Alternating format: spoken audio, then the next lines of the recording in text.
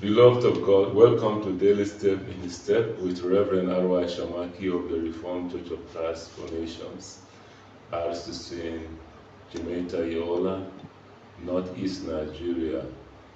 On this platform, you can reach us for counseling, prayers, or questions on number +234 87336568.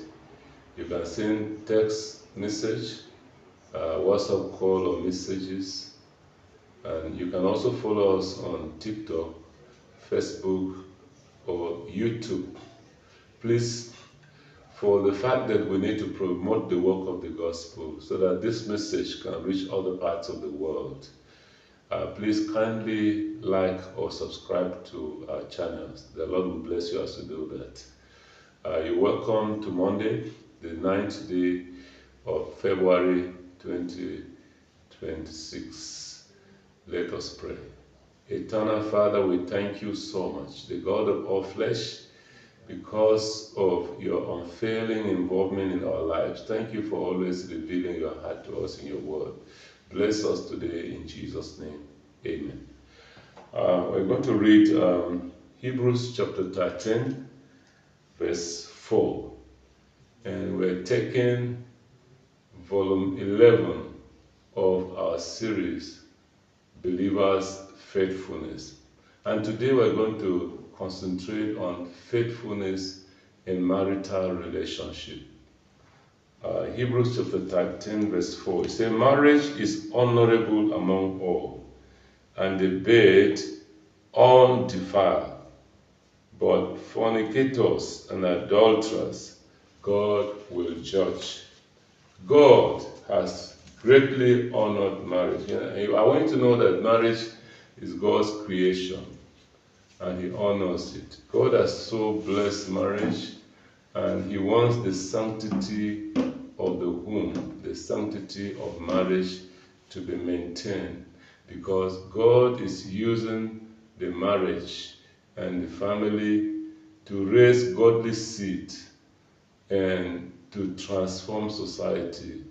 And I want you to know that if every family, every marriage is transformed, every marriage is operated in the fear of God and based on the principles of scriptures, it will grow peace, tranquility. It will also bring prosperity and fulfillment. Guess what? If husband and wife live together peacefully, you just know that they will desire each other's progress. They will support each other, complement each other, and help each other fulfill their destinies. And when that happens, you know that automatically joy will be established in the home. And when the man and woman who are in marriage live joyfully, peacefully, and wish each other well, you know that automatically it will affect the children that God gives them positively. The children will be happy. The children will be given adequate attention.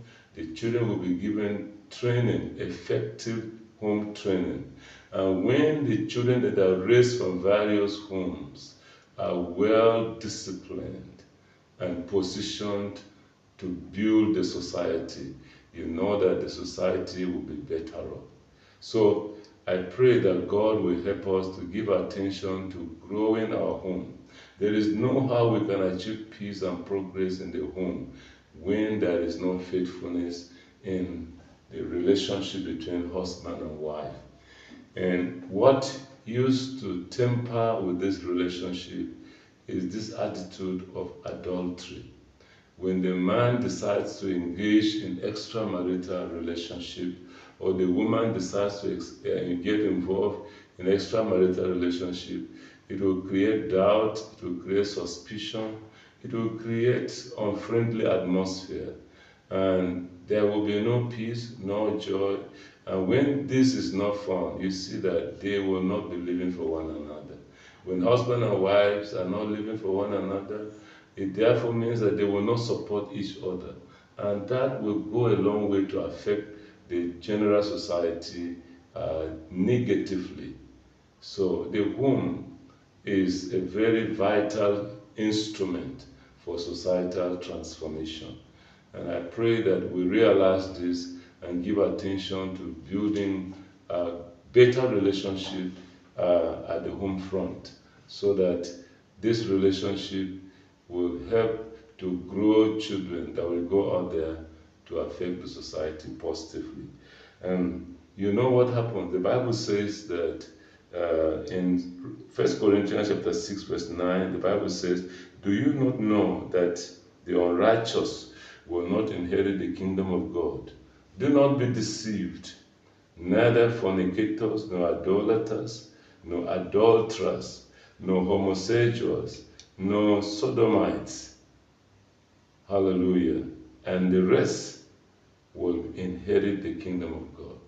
So, why would you choose to be involved in extramarital relationship and in the process commit adultery when God has brought you into a home that you can grow, that you can develop and find the joy that you want from each other?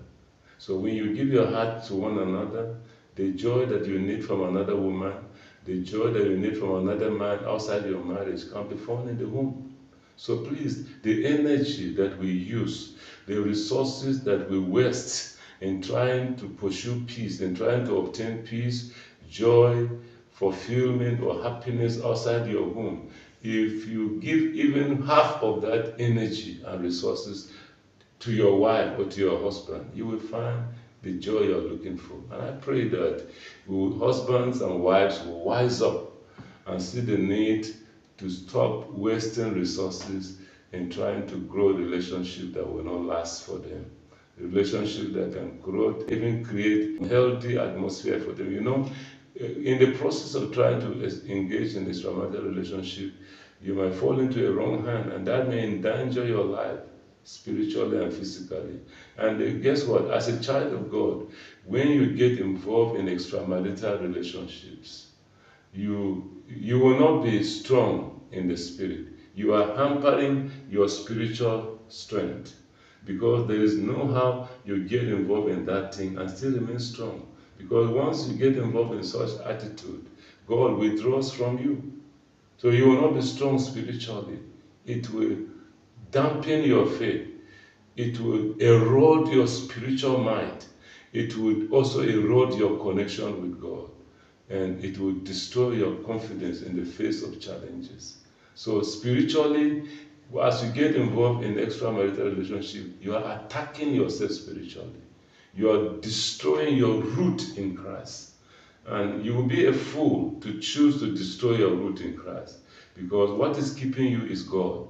And when you decide to deliberately work against God and destroy your spiritual energy, may God help us to wise up in Jesus' name. Hallelujah. The Bible tells us in 1 Corinthians chapter 7, if you read from verse 3, it says, "Let the husband render to his wife the affection due her, and likewise also the wife to her husband. The wife does not have authority over her own body, but the husband does. And likewise, the husband does not have authority over his own body, but the wife does. Do not deprive one another except with consent for a time, that you may give yourselves to fasting and prayer, and come together again, so that Satan does not tempt you." I pray that God will help us in Jesus' name. You know, husband and wife, you need to give your heart to one another. You need to develop your relationship, grow your relationship, and be strong in your commitment to one another. God wants you to live for one another. It is an evil. It's an evil and it's satanic. It's ungodly for a woman to deny her husband her body. The Bible makes it clear. As a wife, your body belongs to your husband. He is the one that has authority over your body. And as a husband, your body belongs to your wife. She's the one that has authority over your body. So when you use that body that belongs to your wife in another relationship outside, you are going out of the will of God. So anybody, involved in extramarital relationship is outside the will of God. Whatever reason you may have, whatever ground you may have for doing that, you are outside the will of God. And I pray that we will turn away from that attitude and get back to ourselves and walk in the will of God by giving ourselves to one another. You will have joy, peace, fulfillment in doing that. I pray that the Lord will help us in Jesus' name. So don't be the one to drive your husband to go into the kind of life that he does not want to live. And I'm told also that some husbands deny their wives their bodies. They relate outside, but at home, they don't get close to their wives. That is also evil. And you are not operating in the will of God. I pray that God will help us to come back home. We live in the end time. The rapture can take place anytime. Death can occur anytime. Why are you risking your chance of going to heaven by that useless attitude? Get back to your husband. Get back to your wife. If you are involved in that attitude of denying your husband or your wife your body, you better repent. It means that you're no longer a child of God. I don't know what reason you have for doing that. If you want to do the will of God and live in the will of God, get back to your marital bond and begin to live for one another. And the Lord will bless you as you do that in Jesus' name. God wants us to be faithful in our marital relationship. That is what God desires. The home is God's interest. Marriage is God's institution. Anything that you get involved in doing that will destroy the marital bond, you are fighting the will of God, and God will not be happy with you. May God help us in Jesus' name. Amen. And if you are here, you're hearing me, you are the one that Satan is using to destroy somebody's marriage. I want you to be careful, because you may meet with the wrath of God. There are some of you, you have inherited somebody's wife. The man is still alive, but you're the one ruling over his wife. If you don't live that attitude, you will meet with God's wrath. You're hearing me? You're taking over somebody's husband, and you're bragging because you think you're beautiful, you have sharp-pointed braids, or whoever you think you are. You better repent, because you may incur the wrath of God. May God help us to repent and allow the home to thrive in Jesus' name. Let's pray. Father, we thank you so much for your word that has come to us. Thank you for speaking to us about the marital bond. We ask that wherever the marriage is collapsing, may you, O God, rebuild it.